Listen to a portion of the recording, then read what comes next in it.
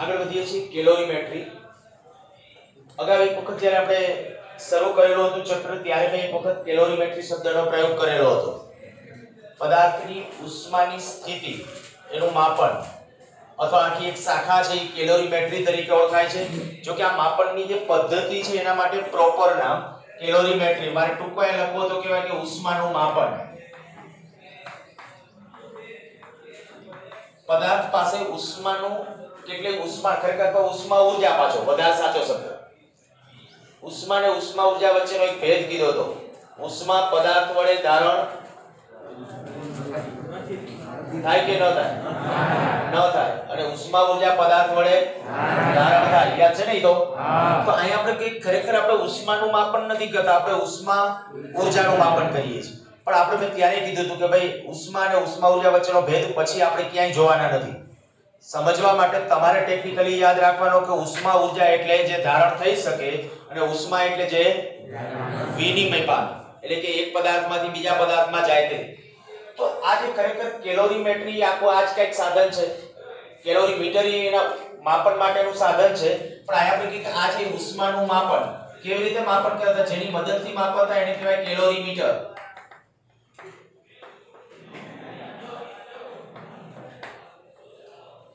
પદાર્થની ઉષ્માનું માપન કરવા માટેનું જે સાધન છે એને કહેવાય કેલોરીમીટર। શું હોય તો કે કોઈ એક ચોક્કસ ધાતુ એનું એક પાત્ર, જનરલી આ બંધ પાત્ર ઢાંકણ હોય અથવા ઘણી વખત છે એક મોટું છિદ્ર હોય એમાં, જ્યાંથી તમારે ઉષ્માની આપલેનું જેનું માપન કરવાનું છે એ દ્રવ્યને આની અંદર ભરવાનું હોય। આને એક લાકડાના મોટા બોક્સમાં અથવા કોઈ પણ ઉષ્મીય અવાહકો એમાં છે વચ્ચે સીલ કરી દેવામાં આવે।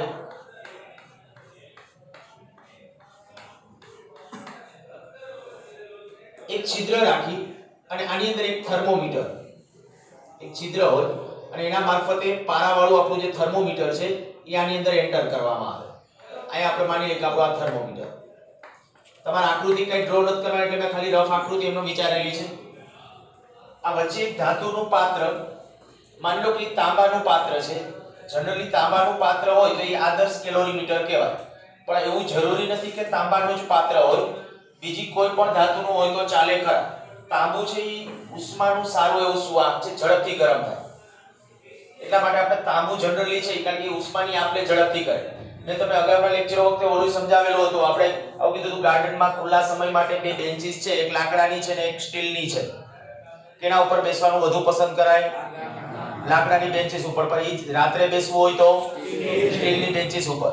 એનું કારણ માત્ર આપણે કીધું હતું કે ઉષ્મા છે ઝડપથી, જો લાકડું છે તો ધીમે ધીમે આપશે, પણ સ્ટીલ કે તાંબુ કે આવું કંઈ પણ હશે તો એ ઝડપથી ઉષ્માનો વિનિમય કરશે। ઓકે, આપણા માટે અત્યારે હું જે કહું કે આ ઈ જ સિદ્ધાંત છે ઉષ્માનું માપન, પણ ઉષ્મા માપવા માટે આપણા પાસે કે ઉષ્માનું માપન તો ખરેખર તાપમાન નામની રાશિ વડે થાય। તાપમાન શેના વડે મપાય? થર્મોમીટર વડે। તાપમાનની વ્યાખ્યા યાદ છે કોઈને? તાપમાન એટલે શું? બોલીએ। પદાર્થની ઉષ્મા ઊર્જા સાથે સંકળાયેલો અનન્ય વાસ્તવિક સંખ્યા। પદાર્થની ઉષ્મીય સ્થિતિ સાથે સંકળાયેલી એક અનન્ય વાસ્તવિક સંખ્યા એટલે એને કહેવાય તાપમાન। તો તાપમાન જ આપણે માપવાનું છે રિયલમાં, એના માટે થર્મોમીટરનો જ ઉપયોગ કરવાનો। હવે થર્મોમીટર આની અંદર આ પાત્ર, મેં કીધું આખા આમાં મારફતે એક છિદ્ર રાખવામાં આવે અને છિદ્ર મારફતે થર્મોમીટર અંદર એન્ટર કરેલું હોય। ઉષ્માનો બીજો કોઈ આજુબાજુના પરિસરમાં વ્યય ન થાય એટલા માટે આને શું કર્યું તો કે આ જે કન્ટેનર કહીએ કે પાત્ર કહીએ એને આખું કે લાકડાના કે થર્મોકોલના પાત્ર વડે સીલ કરવામાં આવે, એટલે જેથી કરીને આ પાત્ર પાસે ઉષ્મા જે હોય એ ઉષ્મા વાતાવરણમાં વ્યય ન પામે અથવા વાતાવરણની ઉષ્મા છે એને ન મળે। વળી આમાં એક બીજું કે આની અંદર છે ને એક સળિયો જેને ભેળક કહેવાય, અને એના માટે એવું એક ખાસ સજેશન કે જે ભેળક અથવા સળિયો જે કહીએ, આ તાંબાનું પાત્ર હોય તો આ સળિયો તાંબાનો લેવો, એનું કારણ હમણાં ખ્યાલ આવી જશે। આ એલ્યુમિનિયમનું પાત્ર છે તો એલ્યુમિનિયમનો સળિયો લેવાનો। હવે તમારે માની લો કે ભાઈ આપણે પાણીને આની અંદર અમુક હદ સુધી ગરમ કરેલું પાણી છે એના પાસે કેટલી ઉષ્મા છે એ તમારે ખરેખર સ્ટેબલી માપવી હોય તો તમે અત્યારે એવું કરો ભાઈ વાતાવરણમાં એ પાણીને રાખો તપેલાની અંદર કે એમાં અને થર્મોમીટર રાખશો ટેમ્પરેચર મળે, પણ એ સ્ટેબલ નહીં રહે। એટલા માટે સ્ટેબલ નહીં રહે વાતાવરણમાં ધીમે ધીમે પાણી ઉષ્મા ગુમાવતું હશે, ખબર પડે ને? પણ માની લો કે તમારે જ્યારે એની ઉષ્મીય સ્થિતિ પ્રોપર રીતે માપવી છે તો આવું કરો, એને કન્ટેનરમાં રાખી દો આમાં, અને પછી જે આ ભેળકની મદદથી એક વખત હલાવો જેથી કરીને સમાન થઈ જાય પાત્રા. અને પછી આપણે કે આ થર્મોમીટરથી તમે જે રીડિંગ લેશો એ રીડિંગ છે એ તમને તાપમાનનું પ્રોપર રીતે માપન આપશે. તો આ છે આપણું કેલોરીમેટ્રી. ખાલી ટેક્સ્ટબુક પ્રમાણે હા વર્ણનમાં આવું લખ્યું છે, આવી કોઈ આકૃતિ કેવી કાંઈ તો તમારે નાનકડી આકૃતિ પછી આવી રફ ડ્રો કરવી હોય તો કરજો કે કેલોરીમીટર કેને કહેવાય. તો કેલોરીમીટર એટલે આટલું જ, જે ધાતુનું પાત્ર છે એ ધાતુનો એક ભેળક સળિયો, પછી આમાં જે પ્રવાહીના ટૂંકા તમારે અભ્યાસ કરવાનો હોય એક અથવા એની જેની ઉષ્મા માપવી છે એ પ્રવાહીને આની અંદર ભરવાનું હોય, અને આ સમગ્ર રચનાને આખી અવાહક ઉષ્મીય અવાહક તંત્ર વડે છે સીલ કરવામાં આવે. અહીંયા મેં કીધું લાકડાની પેટી કીધું અને વચ્ચે થર્મોકોલના પાટિયા, થર્મોકોલની શીટ, જેથી કરીને ઉષ્માનો વિનિમય છે મિનિમમ થાય, અને એક કાણું કે જ્યાંથી આપણે થર્મોમીટર છે સહેલાઈથી દાખલ કરી શકાય. તો આ છે આપણું કેલોરીમીટર. કેલોરીમેટ્રી શું છે તો કે ઉષ્માનું માપન, ઇનડાયરેક્ટલી ઉષ્મા ઊર્જાનું માપન. હવે ઉષ્મા ઊર્જાનું માપન કેના વડે તો કે તાપમાન વડે થાય. એ તાપમાન માપવા માટે શું છે ખરેખર તો કે થર્મોમીટર. એ થર્મોમીટર માપે, પણ એ આખી ટોટલી જે ઘટના છે ને એને કેલોરીમેટ્રી કીધી, અને જે સાધન આ આખું બનાવ્યું એને શું નામ આપ્યું? કેલોરીમીટર. બહુ આમાં લાંબી પીંજણમાં નહીં પડીએ, પછી આના રિલેટેડ જે એમસીક્યુ સોલ્વ કરવાના છે એના ઉપર વધુ ફોકસ રાખશું. નેક્સ્ટ એનાથી આગળ અવસ્થાનો ફેરફાર. ટેક્સ્ટબુક પ્રમાણે આ હેડિંગ આપેલું છે. આપણે ખબર છે કે દ્રવ્યની અથવા પદાર્થની 3 અવસ્થા હોય. દ્રવ્ય અવસ્થા કઈ હોય? ઘન, પ્રવાહી અને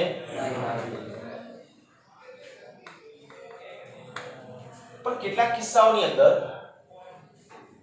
ઘનમાંથી પ્રવાહી, પ્રવાહીમાંથી વાયુ, પ્રવાહીમાંથી ઘન, કેટલાક કિસ્સામાં પ્રવાહીમાંથી વાયુ, વાયુમાંથી પ્રવાહી, આવી 2 અવસ્થા છે ને એકી સાથે સહઅસ્તિત્વ સંતુલનમાં હોઈ શકે. હું સમજવા માટે ખાલી એક સામાન્ય એનું એક ઉદાહરણ આપું.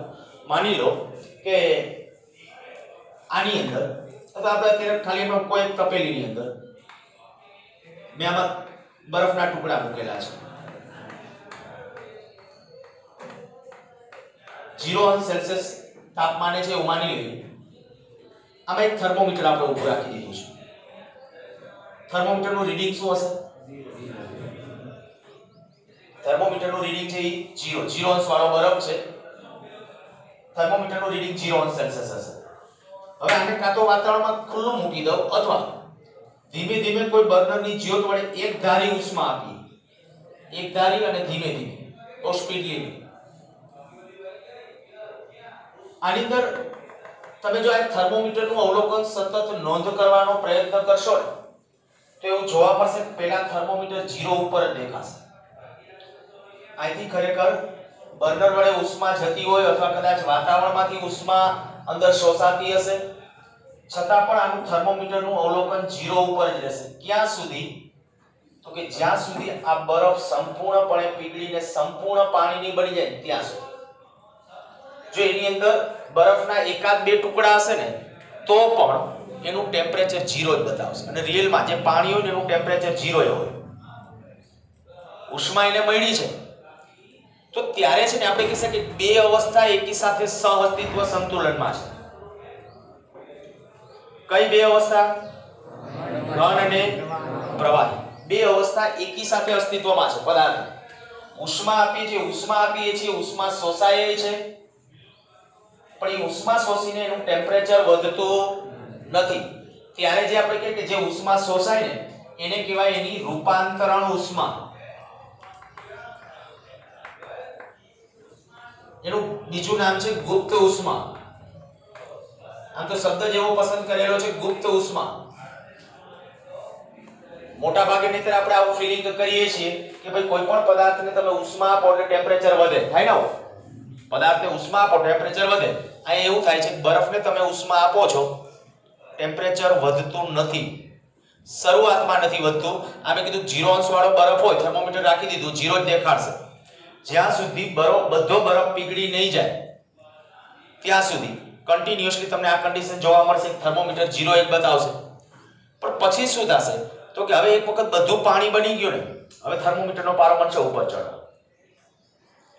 થર્મોમીટરનો પારો વધવા કન્ટિન્યુઅસલી 1 2 3 એટલે સેલ્સિયસમાં ક્રમશઃ તાપમાન વધતું જતું હશે અને જો એના માટે હું તાપમાન અને ઉષ્મા એના ખરેખર આલેખ ડ્રો કરીએ તો કઈ કન્ડિશન આવી શરૂઆતમાં હું એમ કહું કે દાખલા તરીકે તાપમાન એમ 0 આ 0 તાપમાન અહીંયા કહીએ કે 100 અંશ સેલ્સિયસ તાપમાન તો પહેલા શું થશે પહેલા ઉષ્મા તમે આપો તો ઉષ્મા શોષાશે અહીંથી બર્નરની જ્યોત વડે જે ઉષ્મા આપીએ છીએ તો એ ઉષ્મા આપણે અહીંયા લખું છું ઉષ્મા આ અક્ષ ઉપર તો ઉષ્મા જ્યારે આપીએ છીએ ત્યારે ઉષ્મા શોષાશે પણ ટેમ્પરેચર વધતું નથી ટેમ્પરેચર 0 બતાવશે ચોક્કસ હદ સુધી એમનેમ જ પછી આપણે કહી શકીએ કે બધું બરફમાંથી બધું પાણી બની ગયું બરફમાંથી સંપૂર્ણપણે પાણી બની જાય ત્યાર પછી શું થશે તો કે હવે પાણીનું ટેમ્પરેચર હવે વધવા લાગે કન્ટિન્યુઅસ જેમ જેમ ઉષ્મા શોષાતી જશે ટેમ્પરેચર કન્ટિન્યુઅસલી વધતું જશે ટેમ્પરેચર વળી 100 અંશ સેલ્સિયસે પહોંચે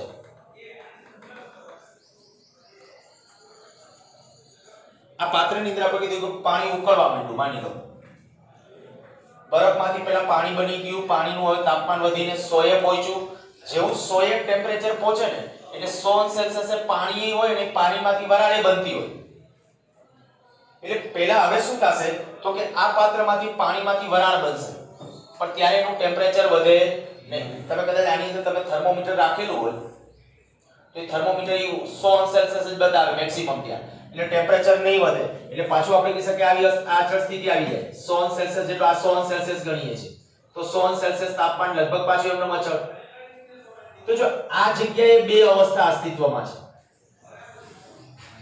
કઈ બે અવસ્થા આયા ઘન અને પ્રવાહી આયા પ્રવાહી આયા પ્રવાહી અને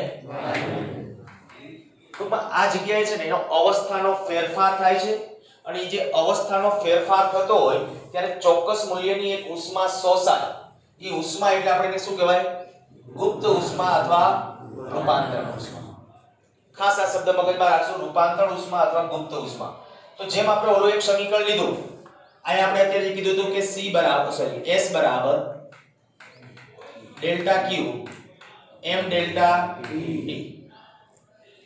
આની અંદર હું ડેલ્ટા Q ને સૂત્રનો કરતા બનાવું તો શું કહેવાય ms ડેલ્ટા T જોજો હવે આપણે બે સૂત્રો ઉપર ખાસ ખેલ કરવાનો છે આગળ એની અંદર હું તમને કહું કે આનો અર્થ શું છે તો કે આનો અર્થ એમ કે m દળનો કોઈ પદાર્થ હોય જેની વિશિષ્ટ ઉષ્મા s હોય એના તાપમાનમાં ડેલ્ટા T જેટલો ફેરફાર કરવો હોય તો એને કેટલી ઉષ્મા આપવી પડશે ડેલ્ટા Q બરાબર ms ડેલ્ટા T આટલી ઉષ્મા આપવી પડે હવે હું આ જ્યારે ઉષ્મા આપું છું ત્યારે આપણને તો ખ્યાલ આવ્યો કે તાપમાનમાં વધારો થાય છે ઇનડાયરેક્ટલી તમને કહું ને તો જ્યારે દ્રવ્યની કોઈ એક જ અવસ્થા હોય ને ત્યારે આ સૂત્ર વેલિડ કરો પ્રવાહી તો પ્રવાહી ઘન તો ઘન વાયુ તો વાયુ પણ એકી સાથે બે અવસ્થા સહઅસ્તિત્વ સંતુલનમાં હોય તો આ સૂત્ર વેલિડ નથી આયા તે તમને એમ કહો કે અહીંયા ઉષ્મા શોષાય છે આ કે ના અહીંયા ઉષ્મા શોષાય છે તાપમાન વધે છે તાપમાન નથી વધતું તો ત્યારે એવા સંજોગોમાં અહીંયા જે બે અવસ્થા એકી સાથે ઘન અને પ્રવાહી જ્યારે અસ્તિત્વમાં છે ને ત્યારે એ વખતે હું આમ કહું આ સૂત્ર ફરીથી અહીંયા લખું છું કે આ મુજબ જો આની અંદર અચ્છા અહીંયા સમજી લે ચાલો આ delta Q upon delta T delta Q છે છતાંય ડેલ્ટા T કેટલું તાપમાનનો ફેરફાર 0 વિશિષ્ટ ઉષ્માધારિતા કેટલી થાય ઇન્ફાઇનાઇટ થશે તો એક મગજમાં ખાસ નીટ લેવલના પ્રશ્નો માટે આ પણ ધ્યાનમાં રાખજો કે જ્યારે પદાર્થની બે અવસ્થા એકી સાથે સહઅસ્તિત્વ સંતુલનમાં હોય ને ત્યારે એનો વિશિષ્ટ ઉષ્માધારિતા અચળાંક અથવા તો વિશિષ્ટ ઉષ્માધારિતા એ કેટલી કહેવાય આયા એની વિશિષ્ટ ઉષ્માધારિતા છે ઇન્ફાઇનાઇટ ખબર પડી શું કામ કીધું એ delta Q upon delta T delta Q 0 નથી પણ ડેલ્ટા T 0 થશે પરિણામે S ગણવા જાવ તો S ઇન્ફાઇનાઇટ થશે એટલે જ્યારે રૂપાંતરણ ઉષ્મા છે રૂપાંતરણ ઉષ્મા અથવા જ્યારે દ્રવ્યની બે અવસ્થા એકી સાથે છે ત્યારે એ પદાર્થની વિશિષ્ટ ઉષ્મા ધારિતા કેટલી ગણવાની? ઇન્ફાઇનાઇટ. ખ્યાલ આવી ગયો કે નહીં આયા સુધી? અને કેટલાક કિસ્સા એવા હોય ઉષ્મા શોષાતી ન હોય અને છતાંય ટેમ્પરેચર વધઘટ થાય. ટેમ્પરેચર વધઘટ રેર કેસની અંદર જોવા મળે. હું તમને એમ કહું કે આપણે અત્યારે પેલી થર્મોસ્ટીલની બોટલો આવે છે, બરાબર? એ જે થર્મોસ્ટીલની બોટલની અંદર આપણે પાણી ભરી દીધું હોય, ગરમ પાણી કે ઠંડુ પાણી, આપણે માની લો પાણી ભરી દીધું કોઈ એક. હવે પાણી ભરી દીધું અંદર, તે વાતાવરણમાં ઉષ્મા ગુમાવશે? વાતાવરણમાંથી ઉષ્મા શોષશે? વાતાવરણ સાથે એનો કોઈ ઉષ્માનો વિનિમય થતો નથી. માની લો કે તમે થર્મો ફ્લાસ્ક અથવા થર્મોસ્ટીલની જે બોટલ છે એનું અમુક એક તાપમાન માપીને અંદર પાણી ભરી દીધું, પછી તમે એવું કરો કે પાણીની બોટલ બંધ કરીને 1 કલાક સુધી હલાવ્યા રાખો. સતત જો આપણે હલાવશું ને તો ત્યારે તમને એક ખ્યાલ આવશે કે ખરેખર બહારથી અંદર તો કોઈ ઉષ્મા જતી નથી, છતાંય ટેમ્પરેચર એનું પછી 1 કલાક પછી માપશો ને તો એનું ટેમ્પરેચર છે રાઈઝ થયેલું, મીન્સ કે વધારો જોવા મળશે. તો ત્યાં એવા સંજોગોમાં ડેલ્ટા ક્યુ કેટલો? વિનિમય પામતી ઉષ્મા 0. ડેલ્ટા ટી 0 નથી, તો ત્યારે આ S કેટલું થાય? 0. તો જ્યારે ઉષ્માનો વિનિમય ન થતો હોય અને ટેમ્પરેચર બદલાય ને તો વિશિષ્ટ ઉષ્મા ધારિતા કેટલી ગણવાની? 0. ધ્યાન રાખજો, કોઈ બુકમાં લખેલું નહીં હોય, આપણા મગજમાં આગળ છપાઈ ગયેલું હોવું જોઈએ. જો કોઈ દ્રવ્ય એકી સાથે બે અવસ્થા સહઅસ્તિત્વ સંતુલનમાં હોય તો વિશિષ્ટ ઉષ્મા ધારિતા કેટલી? ઇન્ફાઇનાઇટ. અને જો આપણે કહી શકાય કે જ્યારે આવી સ્થિતિ હોય કે ઉષ્મા લીધા કે આપ્યા સિવાય તાપમાનની અંદર કંઈક ફેરફાર થતો હોય તો એવી સ્થિતિની અંદર એની વિશિષ્ટ ઉષ્મા ધારિતા કેટલી હશે? 0. ખબર પડી ગઈ કે નહીં? આ તો વિશિષ્ટ ઉષ્મા ધારિતાને આપણે વાત કરીએ છીએ કે રૂપાંતરણ ઉષ્મા. ઈ શું છે? પાછા ત્યાં આવી જાય તો રૂપાંતરણ ઉષ્મા એટલે અહીંયા આપણને ખબર પડી કે આ જગ્યાએ છે ઘનમાંથી શું બને છે? પ્રવાહ. ત્યારે તાપમાન વધતું નથી, તો ત્યારે જે ઉષ્મા છે એને કહેવાય રૂપાંતરણ ઉષ્મા. અને જો રૂપાંતરણ ઉષ્માનું આપણે અહીં સૂત્ર જોઈતું હોય તો રૂપાંતરણ ઉષ્મા અથવા ગલનગુપ્ત ઉષ્મા, એટલે ગુપ્ત ઉષ્મા તરીકે પણ ઓળખી શકાય. હવે કઈ રૂપાંતરણ ક્યાંથી ક્યાં થઈ શકે? તો જો આપણે એમ કહીએ કે ભાઈ પ્રવાહીમાંથી ઘન અથવા ઘનમાંથી પ્રવાહી, અથવા એવી રીતે કહીએ તો પ્રવાહીમાંથી વાયુ કે વાયુમાંથી પ્રવાહી, આ રૂપાંતરણ. જો આવી રીતે આયા પ્રવાહીમાંથી ઘન કે ઘનમાંથી પ્રવાહી, તો ત્યારે જે પરિસ્થિતિ હશે ને ત્યારે રૂપાંતર ઉષ્મા, પણ એને આપણે નામ આપશું ગલનગુપ્ત ઉષ્મા. અને અહીંયા કહેશું ઉત્કલન ગુપ્ત ઉષ્મા.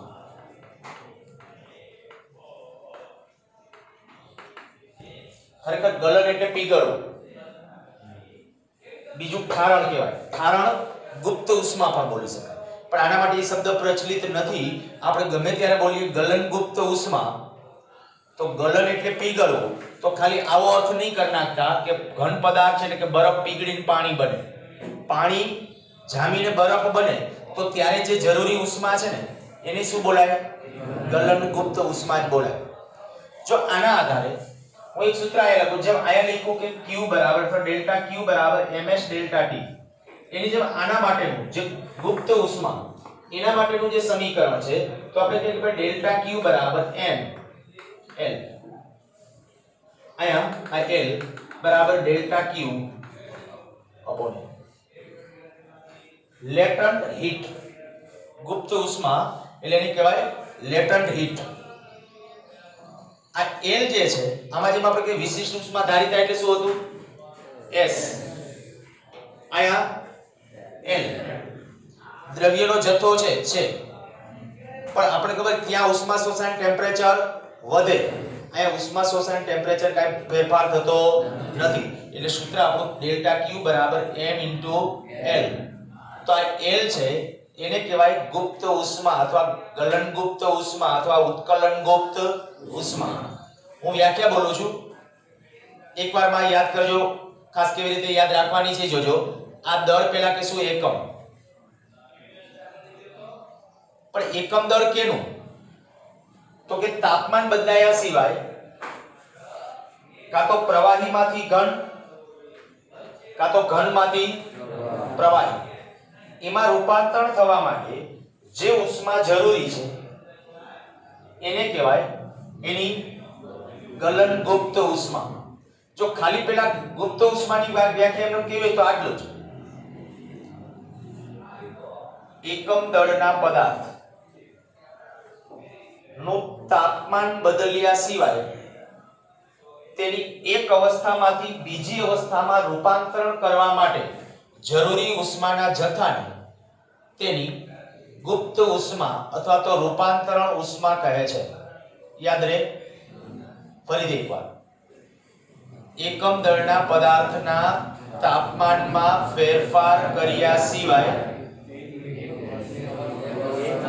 એક સ્વરૂપમાંથી બીજા સ્વરૂપમાં રૂપાંતરણ કરવા માટે જરૂરી ઉષ્માના જથ્થાને તેની ગુપ્ત ઉષ્મા કહે છે. હવે આની વ્યાખ્યા બોલું છું. ગલનગુપ્ત ઉષ્મા.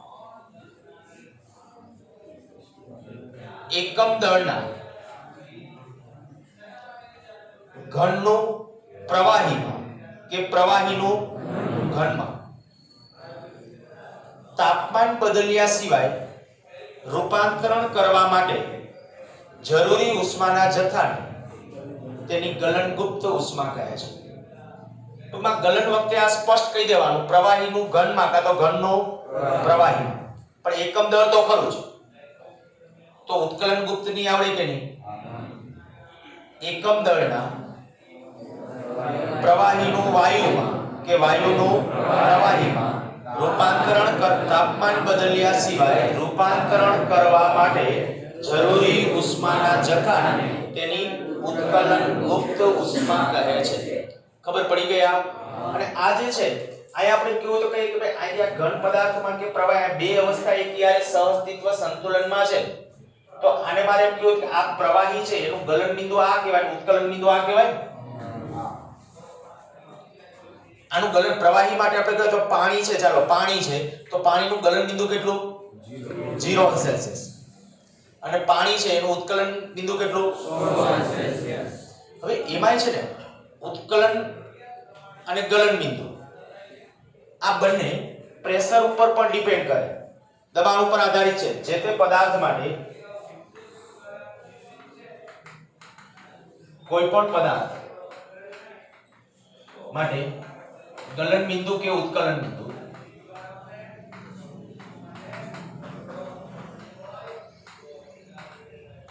એ દબાણ પર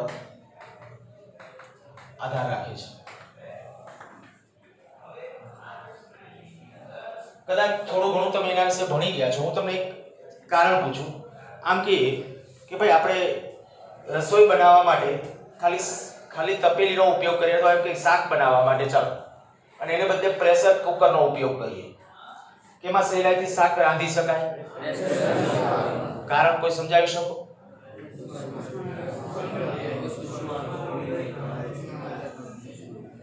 ઉષ્મા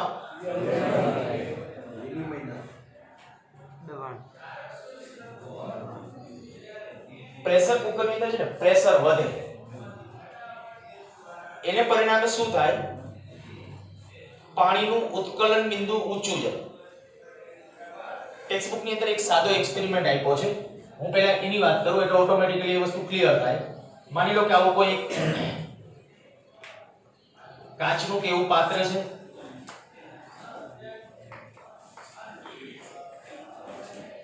અને આપણે કંઈક પાણીથી ભરી દીધેલ છે. આમાં એક નિષ્કાસ નળી એટલે બારે વાયુ નીકળી શકે એવી એક નળી, એક થર્મોમીટર આમાંની લોકો અંદર રાખેલું છે. હવે શું કરો? આને કોઈ ગેસ સ્ટવ ઉપર કે મૂકી અને ધીમે ધીમે ગરમ કરો. ધીમે ધીમે આ તાપમાન છે આનું કન્ટિન્યુઅસલી વધતું જશે. પાણી ઓછું રાખો, આખું ભરવું જરૂરી નથી, અધૂરું ભરો તો પણ ચાલે, પણ અહીંયા સુધી થર્મોમીટર પહોંચવું જોઈએ. ધીમે ધીમે ટેમ્પરેચર વધતું જશે, વધતું જશે, વધતું જશે. જેમ જેમ ટેમ્પરેચર આગળ વધતું જશે, જ્યારે 100 સેલ્સિયસ તાપમાને પહોંચશે એટલે ઉકળવાની શરૂઆત થશે. પાણીનું શેમાં રૂપાંતર થશે?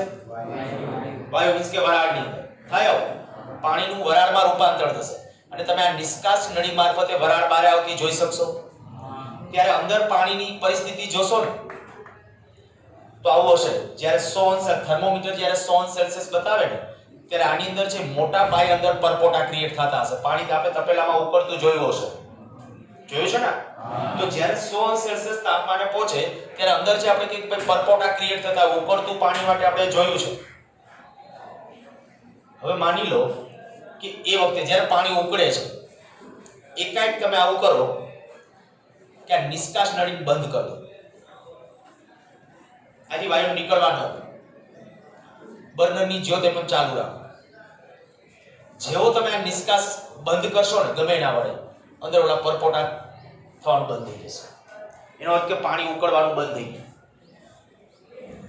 વળી થોડો સમય સુધી સતત એમ રાખશો બર્નર ઉપર એટલે થોડા સમય વળી પાછી એની આંગળી અહીંયા હોવા છતાં વળી પાછા પરપોટા ચાલુ થશે પણ ત્યારે આ થર્મોમીટર જોશો ને તો તાપમાન 120 ની આજુબાજુ બતાવશે 120 ની આજુબાજુ ટેમ્પરેચરે ફરીથી પાણીના અંદર પરપોટા થશે ત્યારે પાણી ઉકળવાનું ચાલુ થયું તો થાય છે કે પાણીનું ઉત્કલન બિંદુ વધી ગયું કહેવાય ક્યારે અંદર પ્રેશર વધે ને ત્યારે મેં ઓલી આ નળી ખુલ્લી રાખી હતી જ્યારે નિષ્કાશ નળી તો અંદર પ્રેશર વધતું નથી પણ જેવી નળીને આપણે બંધ કરી દીધી એટલે નિષ્કાશ બંધ થઈ ગયો તો અંદર પ્રેશર વધે કે નહીં પ્રેશર વધે ને એટલે પાણીનું ઉત્કલન બિંદુ ઊંચું જાય ખોરાક આ સિદ્ધાંત ઉપર રંધાય છે પ્રેશર કુકરની અંદર આપણે કે પાણીની અંદર છે આપણા બટાટા નાખ્યા કે ભાઈ રીંગણા નાખ્યા જે નાખ્યું હોય શાક બનાવવા માટે તો પહેલા તો આપણે એમ કહીએ કે પાણી છે દાખલા તરીકે ખુલ્લા તપેલામાં તમે રાખ્યું હશે શું થાય ખુલ્લા તપેલામાં પાણીનું તાપમાન કેટલું જાય વધુ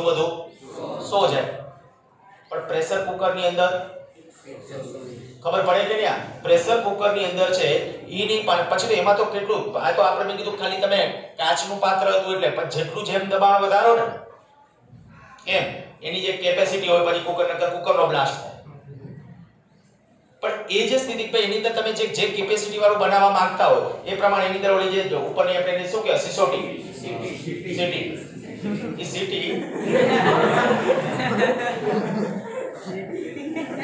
તમારે સીટી આરે કઈક લેવા દેવા છે જે ચાલો આયા એ જે આપણે કહીએ કે ભાઈ સીટી છે ભારે હોય તો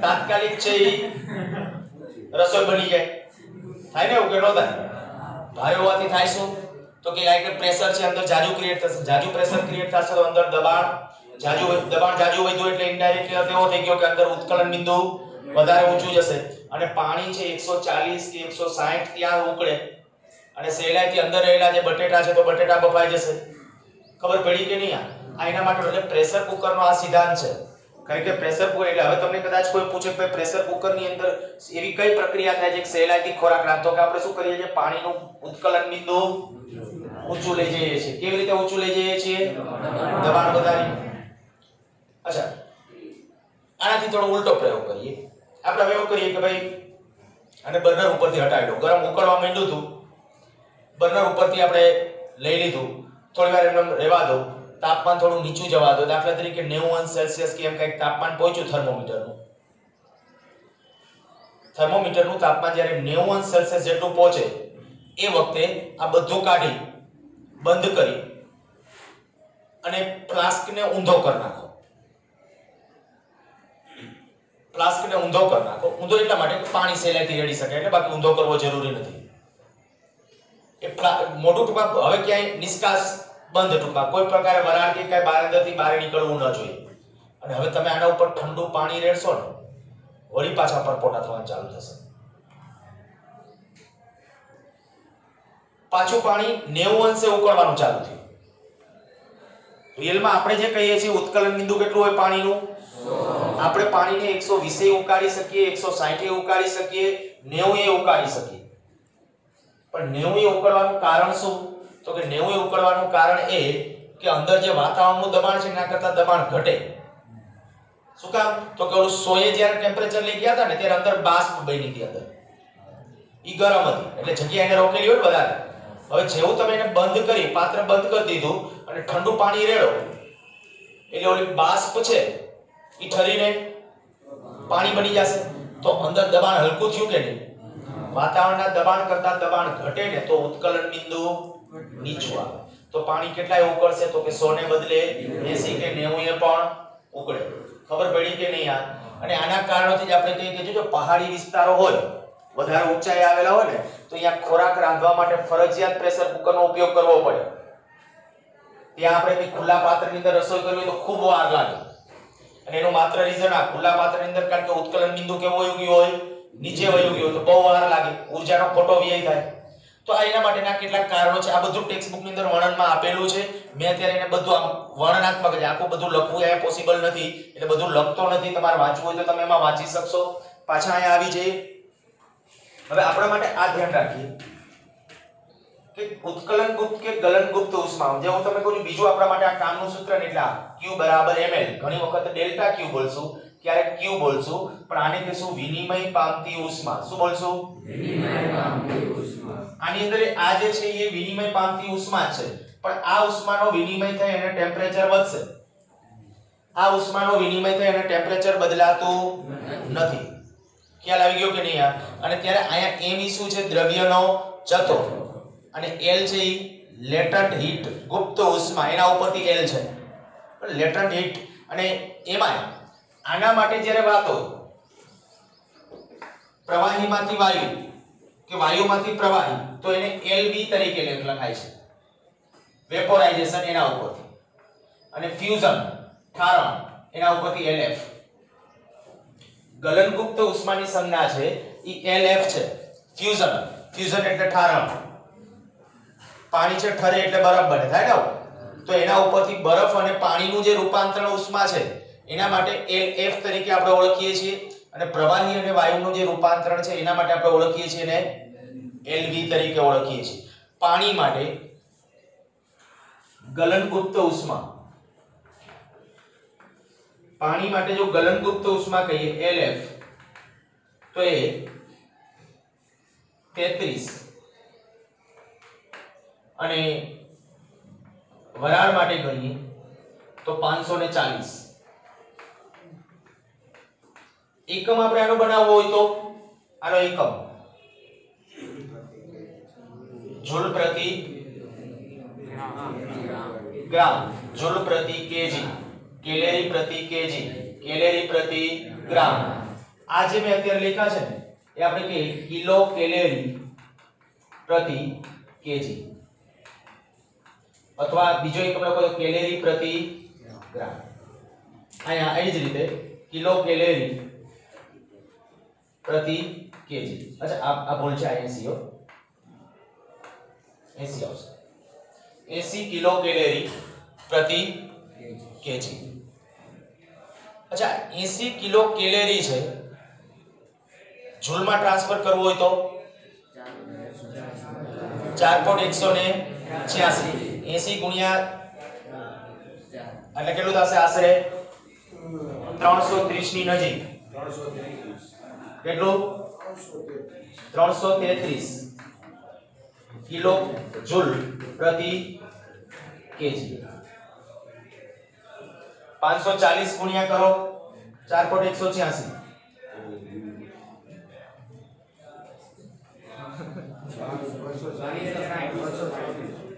2260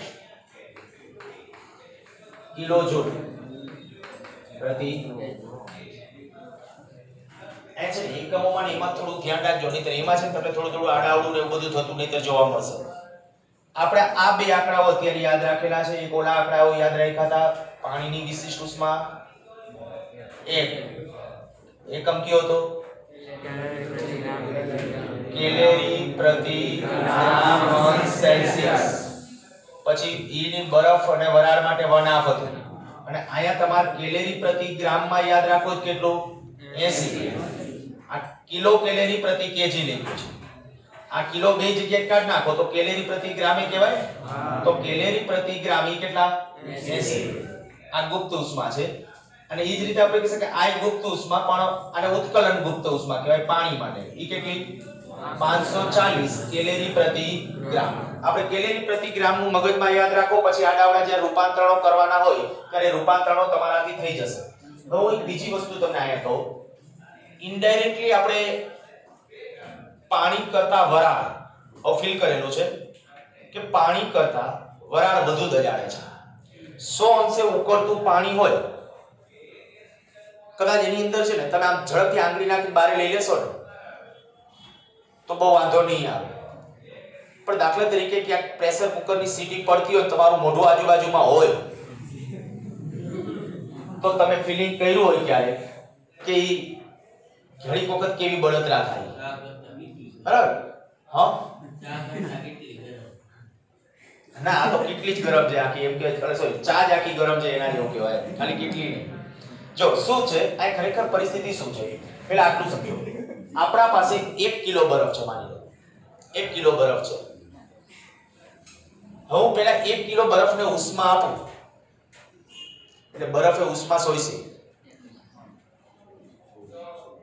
બરફ 0 અંશ વાળા સેલ્સિયસ વાળું બરફ 0 અંશ વાળું પાણી બનશે ને ત્યાં સુધી એનું તાપમાન કેટલું રહેશે? 0 જ રહેશે. હવે પછી આપણે કહી શકાય કે ભાઈ ઉષ્મા આપી તો પાણીનું તાપમાન વધવા લાગશે. આયા સુધીની ઉષ્મા આપી ત્યાં સુધી હજી પાણી જશે ને, પણ પાણી કેટલા અંશે પહોંચ્યું? 100 અંશ સેલ્સિયસ. હવે હું અહીંથી ઉષ્મા વધારાની આપીશ તો આપણે એમ કહીએ કે 1 કિલો પાણી હતું, કારણ કે 1 કિલો બરફ હતો આપણો, તો 1 કિલો પાણી હશે ને. 1 કિલો પાણી એને હું જ્યારે 2256 અથવા 2260 કિલો જૂલ, 1 કિલોગ્રામ છે એટલે 2260 કિલો જૂલ આટલી ઉષ્મા આપીશ ને ત્યારે 1 કિલો પાણી સંપૂર્ણપણે શેમાં રૂપાંતર થઈ જશે? વરાળ. કહી શકાય ને આ રૂપાંતરણ ઉષ્મા છે પેલા સમજો. રૂપાંતરણ ઉષ્માનો અર્થ શું? એક અવસ્થામાંથી બીજી અવસ્થામાં રૂપાંતરણ. તો અહીંયા એક એની અવસ્થા જે હતી એ અવસ્થા કઈ હતી? આમાં કઈ અવસ્થા હતી? પાણી. પાણીમાંથી હવે કઈ અવસ્થામાં જાય છે? મારે 1 કિલો પાણીને સંપૂર્ણપણે 1 કિલો વરાળમાં રૂપાંતર કરવું તો કેટલી ઉષ્મા આપવી પડે? 2260 અથવા 2256. તો એ 2260 જેટલી એટલા કિલો જૂલ, એ નાનો સુનો આંકડો નથી, એટલી ઉષ્મા આપીએ ત્યારે થાશે શું? તો કે 1 કિલોગ્રામ 100 અંશ સેલ્સિયસ વાળું પાણી 1 કિલોગ્રામ વરાળમાં બનશે અને એ વરાળનું તાપમાન કેટલું હશે? 100 અંશ. તાપમાન નહીં વધ્યું હોય, કેટલું? 100 અંશ સેલ્સિયસ. તો હવે તમને એમ કારણ કે ભાઈ 100 અંશે ઉકળતું પાણી કરતા 100 અંશે રહેલી વરાળ વધારે દજાડે છે. શું કામ વધારે દજાડે? કારણ કે પ્રત્યેક કિલોગ્રામ દીઠ એના પાસે કેટલી ઊર્જા વધારે છે? 2260 કિલો જેલ જેટલી ઊર્જા છે એ ત્યાં વધારે છે. ખબર પડી ગઈ કે નહીં? તો આ થઈ આપણી રૂપાંતરણ ઉષ્મા અથવા ગુપ્ત ઉષ્મા. ખાસ શબ્દો ટેકનિકલી મગજમાં ધ્યાન રાખજો. એકવાર વ્યાખ્યા ફરીથી રિપીટ કરી જઈએ છીએ. અહીંયા આપણે કહીએ તો લેટન્ટ હીટ અથવા ગુપ્ત ઉષ્મા વ્યાખ્યા બનાવવા માટે અહીંયા એકમ દળના પદાર્થનું તાપમાન બદલ્યા સિવાય એક સ્વરૂપમાંથી બીજા સ્વરૂપમાં રૂપાંતરણ કરવા માટે જરૂરી ઉષ્માના જથ્થાને તેની ગુપ્ત ઉષ્મા કહે છે. હવે ઉત્કલન ગુપ્ત ઉષ્મા તું ટ્રાય કરી જા. ગલન ગુપ્ત બોલ ચાલ પહેલા.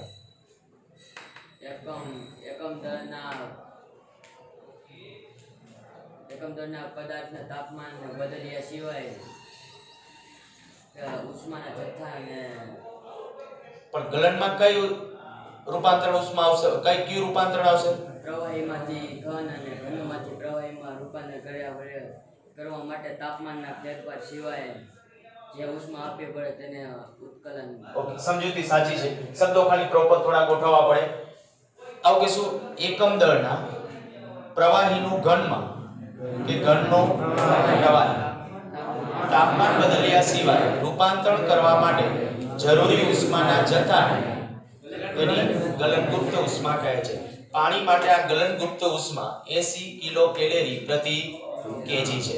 આનો ઇનડાયરેક્ટલી અર્થ એવો થાય કે 1 કિલોગ્રામ પાણી હોય 0 અંશ સેલ્સિયસે, એને તમારે 0 અંશ વાળા બરફમાં રૂપાંતરણ કરવું હોય ને સંપૂર્ણપણે, તો પણ કેટલી ઉષ્મા આપવી પડશે? 80 કિલો કેલેરી. અને એવી રીતે આપણે કે ઉત્કલન ગુપ્ત ઉષ્મા. હાલ તું ટ્રાય કર. નવો છો ને? એકમ દળના પ્રવાહીને વાયુમાં અથવા વાયુને પ્રવાહીમાં રૂપાંતર કરવા તાપમાન બદલ્યા સિવાય જરૂરી ઉષ્મા ઊર્જાને ઉત્કલન પૂરતું. ઓકે, આવડી જશે કે નહીં? આ મુખ્ય મેં કીધું શબ્દ, આ બાકીનું બધું છે એક વખત એમાં બધું ટેક્સ્ટ બુકમાં આપ્યું છે, તમારે તમારી સરળતા ખાતર વાંચવું હોય ઓકે. આ બધા જે એક્સપેરિમેન્ટ કે જે કીધું મેં આજે જાજુ નથી લખ્યું બ્લેકબોર્ડમાં, માત્ર ખાલી સમજૂતી ઉપર વધુ એક્સપ્લેનેશન આપ્યું છે, જ્યાં એવું જરૂરી લાગે એટલા પૂરતું છે. એવું આલેખોને એવું બધું ડ્રો કરેલું છે. આ આલેખ પણ છે ટેક્સ્ટ બુકમાં, આ પણ છે. થોડું ઘણું એના વિશે છે. આ દાખલા તરીકે કેલોરીમીટરની તમે તમારી રીતે છે અત્યારે આકૃતિ ડ્રો કરો, જેથી કરીને વર્ણન કરવામાં બચસેલું પડે. અને પોઝ કરી